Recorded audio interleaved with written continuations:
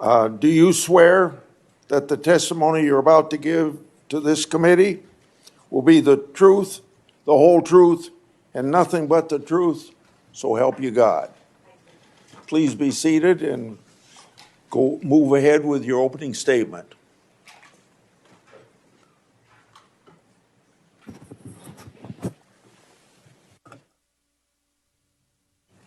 Thank you, Chairman Grassley, Ranking Member Durbin, and members of the Senate Judiciary Committee. I've had the opportunity to meet with almost all of you, and I greatly appreciate that. I'm grateful to President Trump and to this committee for your consideration to be the 87th Attorney General of the United States. I would not be here without my family. And if you can bear with me for just a moment, a lot of them have made a very long trip, and I wrote them all down so I don't forget anyone. My beautiful mother, who I wouldn't be here, a retired kindergarten teacher, would not be here without my mom. As of a week ago, it was 12 years since we lost my dad to leukemia. Feels like 12 days.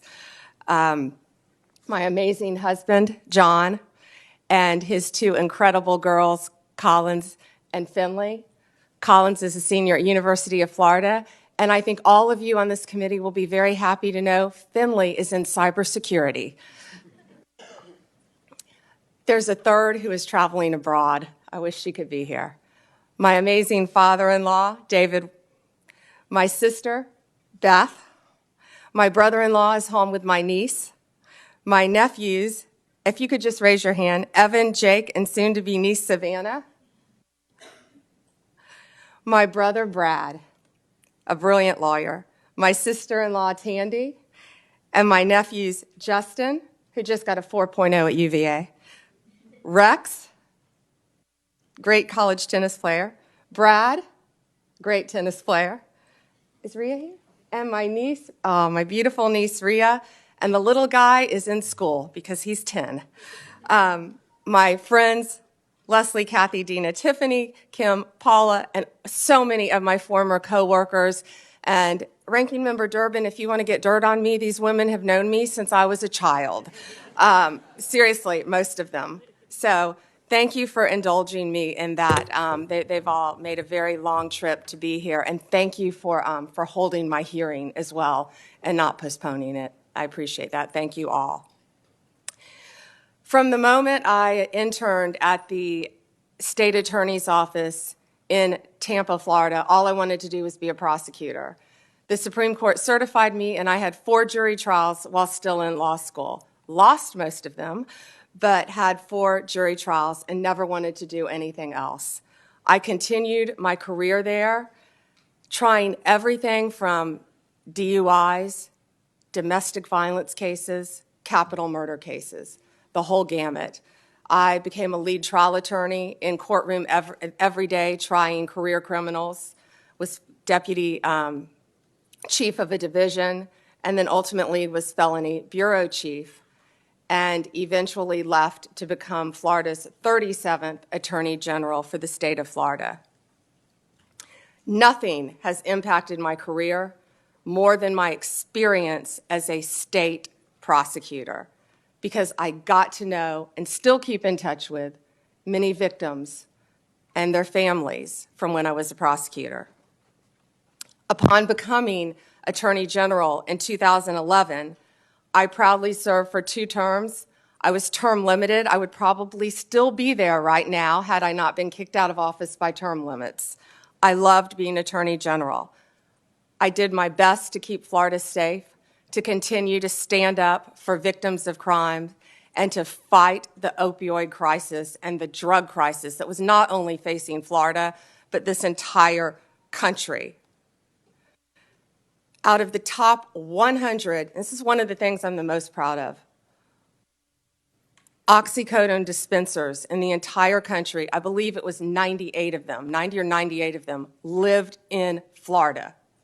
We fought for tough legislation. Kids were dropping dead every day. We fought for tough legislation, and after that legislation, none of those opioid dealers, doctors, practiced in Florida. We fought to eliminate human trafficking by raising awareness and prevention and talking to parents and talking to children. We also provided critical resources, including safe houses, that my state was lacking. On the civil side, we worked to protect consumers. We tackled everything, including off-label prescription marketing, which affects, as you know, many, many people who can't afford prescriptions as well. We partnered with states' attorneys general from both parties and federal agencies across administrations. We went after price gougers during hurricanes. If confirmed as the next Attorney General of the United States, my overriding objective will be to return the Department of Justice to its core mission of keeping Americans safe and vigorously prosecuting criminals. And that includes getting back to basics: gangs, drugs, terrorists, cartels, our border, and our foreign adversaries.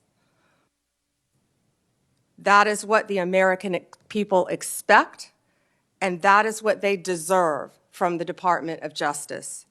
If confirmed, I will do everything in my power, and it will be my great responsibility to make America safe again. Making America safe again also requires reducing recidivism. We have to fix the Bureau of Prisons, and I am looking on both sides of the aisle. The Bureau has suffered from years of mismanagement, lack of funding, and low morale. I was proud to support President Trump's First Step Act. I think more can be implemented and more can be done on that front. President Trump's leadership on criminal justice reform has demonstrated what is possible when a president is unafraid to do things that have been deemed to be too difficult. We have to reach across the aisle and get solutions for all of these problems. Like the president, I believe we are on the cusp of a new golden age where the Department of Justice can and will do better if I am confirmed. Lastly, and most importantly, if confirmed, I will fight every day to restore confidence and integrity to the Department of Justice and each of its components. The partisanship, the weaponization will be gone. America will have one tier of justice for all. In all this work, I'll collaborate closely with this committee. I will work with all of you, as I've committed to do when I met with almost all of you. And I will partner not only with the federal agencies, but with the state and local officials throughout our great country. I look forward to answering your questions today and working together for this country and our Constitution. Thank you, Senators. Ding dong.